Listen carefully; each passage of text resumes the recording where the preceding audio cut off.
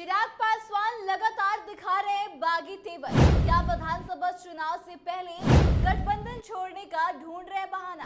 नमस्कार, स्वागत है आपका कैपिटल टीवी बिहार के स्पेशल शो बिहार के चौसर में और मैं आत्मजा आपके साथ। देखिए, विधानसभा चुनाव में अभी काफी वक्त है, लेकिन चिराग पासवान लगातार सीट बंटवारे को लेकर कई बड़े बड़े बयान दे रहे हैं और मांगे भी कर रहे हैं, जिससे साबित हो गया है कि चिराग अभी से ही बहाना ढूंढने की कोशिश में जुट गए हैं।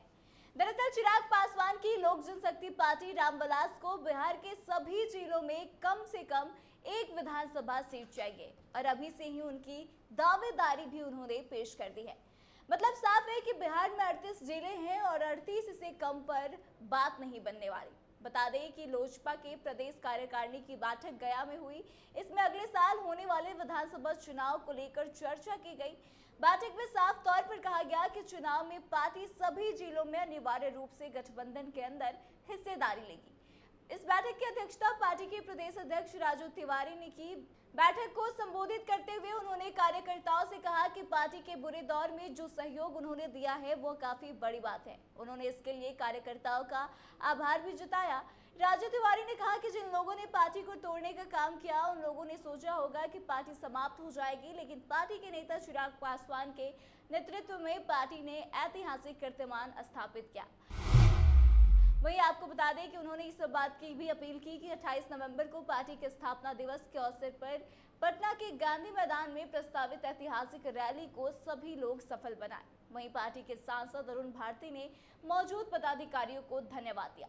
लेकिन इस बैठक के दौरान राजू तिवारी ने जो बड़ी बात कही है वह यही है कि 38 जिले हैं बिहार में और पार्टी की कोशिश यही रहेगी कि 38 जिलों में कम से कम एक सीट उन्हें मिले। और आपको बता दें कि इससे पहले चर्चा यह भी चल रही थी कि एनडीए में सीट बंटवारे को लेकर काफी घमासान मचा है।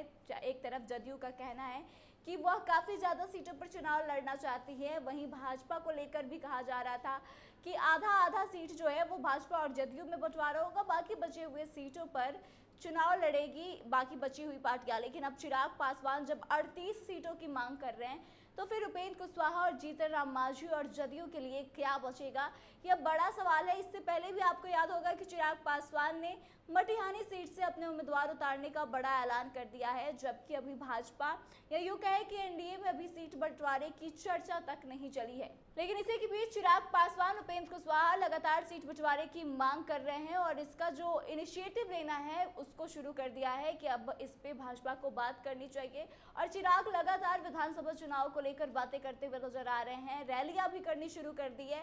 जाहिर सी बात है कि उनकी बात को अगर भाजपा में नहीं माना जाता है, एनडीए में नहीं तवज्जो दी जाती है, तो वह दिन दूर नहीं जब चिराग फिर से अपना एक अलग रास्ता तलाश लेंगे। और फिलहाल तो बिहार में उनके पास कई सारे विकल्प मौजूद है। एक तरफ चर्चा चल रही है कि प्रशांत किशोर भी उनको अपने साथ लाना चाहते हैं और उन्हें मुख्यमंत्री का चेहरा बनाना चाहते हैं। वहीं दूसरी तरफ यह भी चर्चा है कि लालू प्रसाद यादव भी चाहते हैं कि चिराग पासवान उनके साथ आकर चुनाव लड़े। ऐसे में चिराग पासवान अभी बिहार की राजनीति में काफी रेलिवेंट है और चर्चा का विषय बने हुए हैं। यूं कहें कि उनके 10 हाथों में लड्डू है और इसी का फायदा उठाते हुए चिराग पासवान अब विधानसभा चुनाव में इस तरह की मांगे करते हुए नजर आ रहे हैं। तो देखना दिलचस्प होगा कि भाजपा चिराग को कैसे समझाती है या फिर चिराग पासवान अपनी अलग राह तलाशते हैं। तो फिलहाल इस खबर में बस इतना ही। आपको क्या लगता है कि चिराग के इस दावे के बाद से अब भाजपा का क्या एक्शन होगा? आप कमेंट करके अपनी राय जरूर बताएं, वीडियो को शेयर करें और आगे की तमाम अपडेट्स के लिए देखते रहे कैपिटल टीवी बिहार। धन्यवाद।